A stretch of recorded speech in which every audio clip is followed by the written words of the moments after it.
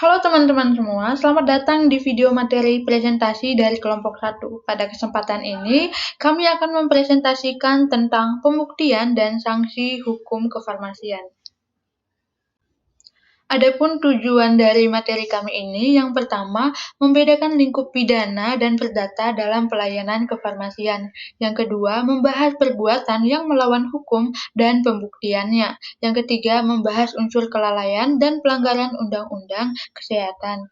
Yang keempat, menganalisis kasus dari dua sisi hukum, yaitu perdata dan pidana. Yang kelima, melihat sanksi pidana, perdata, administrasi, dan profesi. Nah, teman-teman, apa sih bedanya hukum pidana dan perdata?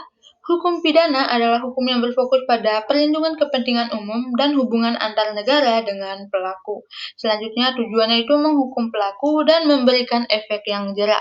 Dasarnya itu pada pelanggaran undang-undang, yang inisiatifnya itu dari jaksa atau polisi, sanksi yang diberikan itu penjara dan berupa denda. Hukum perdata yaitu hukum yang berfokus pada perlindungan kepentingan individu dan hubungan antar individu yang dimana pasien dan nakes atau koperasi. Tujuannya itu untuk pemulihan kerugian atau ganti rugi bagi korban. Selanjutnya dasarnya itu prestasi atau perbuatan melawan hukum. Inisiatifnya itu dari korban, pasien yang menggugat. Sanksinya itu ganti rugi material dan imaterial. Yang pertama itu adalah hukum perdata. Pada bagian ini kita akan membahas dasar hukum perdata terkait tuntutan ganti rugi menurut pasal 1365 KUH Perdata. Nah, untuk menuntut ganti rugi, si korban harus membuktikan 4 unsur secara lengkap. Nah, saya akan jelaskan singkat satu persatu unsurnya. Yang pertama itu adalah perbuatan melawan hukum. Ini berarti ada tindakan yang melanggar hukum standar profesi atau kepatutannya. Contohnya itu dalam bidang kefarmasian, yaitu mengedarkan obat yang tidak memenuhi standar keamanan. Yang kedua itu adanya kerugian. Korban harus benar-benar mengalami kerugian, baik itu secara material, misalnya itu biaya rumah sakit, ataupun secara imaterial seperti rasa sakit maupun kehilangan kenyamanannya. Yang ketiga itu adalah hubungan kausal. Harus ada hubungan sebab akibat yang jelas antara tindakan pelaku dan kerugian yang dialami. Jadi, kerugian tersebut memang terjadi karena tindakan melawan hukum tadi. Nah, yang keempat itu adanya kesalahan. Pelaku harus terbukti bersalah, baik karena kesengajaan maupun kelalaian. Nah, jika keempat unsur ini terpenuhi, barulah si korban ini dapat menuntut ganti rugi secara perdata.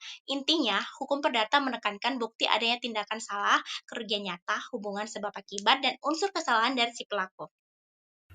Nah, sekarang kita akan masuk ke dalam studi kasus perdata yaitu LYKI persoalan perusahaan farmasi divonis bayar ganti rugi sebesar 60 juta rupiah dalam kasus obat sirup beracun. Nah, kasus obat sirup beracun pada tahun 2022 menyebabkan 324 anak mengalami gagal ginjal akut dengan 218 meninggal dunia akibat mengonsumsi obat sirup yang mengandung zat berbahaya seperti etilen glikol dan dietilen glikol. PT Avi Farma dan CP Samudra Chemical sebagai produsen divonis pengadilan membawa tanggung jawab perdata diwajibkan membayar ganti rugi sebesar 60 juta rupiah kepada pihak keluarga korban. Nah, kasus ini menggambarkan pentingnya pengawasan produk farmasi untuk melindungi kesehatan masyarakat. Nah, kasus ini disebut perdata karena fokusnya adalah pada ganti rugi dan kerugian korban, bukan tindakan pidana. Unsur pidana dalam kasus kefarmasian ada 3. Yang pertama, kelalaian KUHP. Pasal 359 dan 360 KUHP menyebabkan kematian atau luka berat karena kelalaian pembuktian fokus pada pelanggaran standar profesi atau SOP yang seharusnya ditaati. Yang kedua itu Undang-Undang Perlindungan Konsumen. Pelaku usaha dilarang memproduksi atau memperdagangkan barang yang tidak sesuai dengan standar dan membahayakan keselamatan konsumen, ancaman pidananya penjara atau didenda. Nah, Undang-Undang Kesehatan Nomor 17 2023 mengatakan pidana bagi yang memproduksi atau mengedarkan sediaan farmasi yang tidak memenuhi standar, tidak berizin atau menggunakan bahan baku yang tidak sesuai, misalnya cemaran etilen glikol dan dietilen glikol. Oke, berikut kita masuk pada studi kasus pidana, yang dimana kasus ini membahas tentang pembongkaran gudang sediaan farmasi ilegal. Nah, kita masuk pada kronologi singkatnya yaitu BPOM dan Polri membongkar gudang ilegal. Nah, BPOM bersama Polda Metro Jaya melakukan penggerebekan di sebuah gedung Jakarta Barat. Gudang tersebut telah beroperasi selama 4 tahun, menunjukkan aktivitas ilegal yang berlangsung sistematis dan terorganisir. Terdapat 9.077 kemasan produk ilegal dengan nilai sebesar 2,74 miliar rupiah. Bagian ini menegaskan skala pelanggaran dan potensi membahayakan bagi masyarakat. Adapun beberapa temuan dan rincian barang yang didapatkan dari kronologi tersebut adalah 15 item obat tanpa izin edar, menunjukkan distribusi obat yang tidak melalui penilaian keamanan mutu. Selanjutnya ada 29 item obat yang mengandung bahan kimia obat atau BKO. Ini yang paling berbahaya karena dapat menyebabkan efek toksik. Dan selanjutnya mereka mendapatkan 21 item suplemen kesehatan ilegal. Meski hanya merupakan suatu suplemen, namun tetap ilegal karena tidak terjamin mutunya. Ini menunjukkan bahwa pelanggaran tidak hanya administratif, tapi menyangkut keselamatan dari konsumen. Berikut ada beberapa alasan mengapa masuk kategori di bagian pidana. Ada 2 poin utamanya. Yang pertama ada pelanggaran terhadap Undang-Undang Distribusi Obat yang berisiko membahayakan nyawa. Yang kedua, pelaku melakukan aktivitas ini secara sadar dan sistematis, sehingga bukan sekedar pelanggaran administratif tetapi tidak kriminal. Dari 2 poin ini menegaskan bahwa pidana dikenakan karena unsur kesengajaan dan potensi bahaya. Yang berikut ada beberapa pasal yang dilanggar menurut Undang-Undang Nomor 17 Tahun 2023 tentang Kesehatan.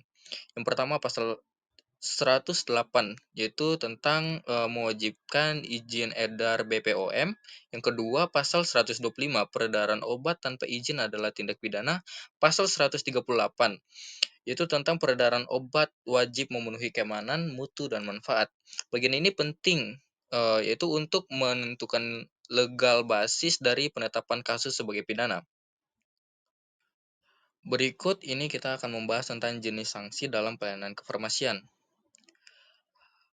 Nah, satu perbuatan kelalaian dalam pelayanan kefarmasian dapat dikenai sanksi dan berbagai ranah hukum secara bersamaan atau kumulatif.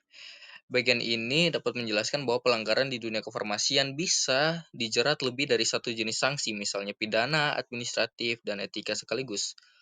Nah, kita lihat pada tabelnya.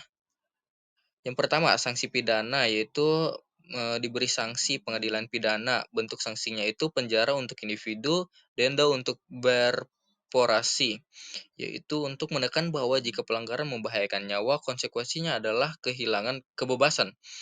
Yang berikut adalah sanksi pidana perdata. Dapat sanksinya itu adalah pengadilan perdata. Bentuk sanksinya itu ganti rugi material dan imaterial, yaitu relevan dengan kasus sirup obat beracun atau bisa dibilang penggantian kerugian pada korban. Selanjutnya sanksi administrasi yaitu memberi sanksinya yaitu Kemenkes atau BPOM. Bentuk sanksinya itu pencabutan izin edar atau pembekuan izin atau penutupan pabrik atau apotek. Nah, ini cocok untuk pelanggaran izin edar dan distribusi tidak sesuai ketentuan. Dan yang terakhir itu sanksi profesi atau etik, yang dimana yang diberikan sanksi adalah organisasi profesi atau Ikatan Apoteker Indonesia atau MEDAI, yaitu bentuk sanksinya peringatan, skorsis, pencabutan sertifikat kompetensi, pencabutan SIPA.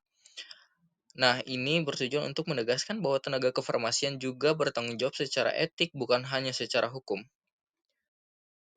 Dari hasil pemaparan materi kami ini, kami dapat menyimpulkan bahwa perbedaan utama antara hukum pidana dan perdata terletak pada tujuan dan fokus perlindungannya. Hukum pidana bertujuan menjaga kepentingan umum dengan memberikan sanksi kepada pelaku sebagai bentuk penegakan hukum oleh negara. Sebaliknya juga, hukum perdata berfokus pada pemulihan kerugian individu, di mana si korban harus membuktikan adanya perbuatan melawan hukum, kerugian, hubungan kausal, serta kesalahan pelaku. Jadi, dalam bidang kefarmasian, pelanggaran seperti ini memproduksi atau mengedarkan obat yang tidak memenuhi standar, tidak berizin, atau menggunakan bahan berbahaya dapat menimbulkan tanggung jawab perdata maupun pidana.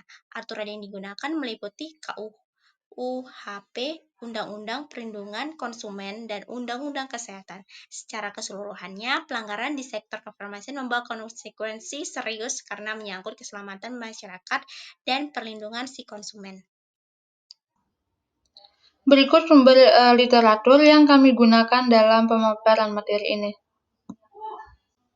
Terima kasih karena sudah menonton video materi kami. Semoga apa yang kami sampaikan dapat bermanfaat bagi teman-teman. Sampai jumpa.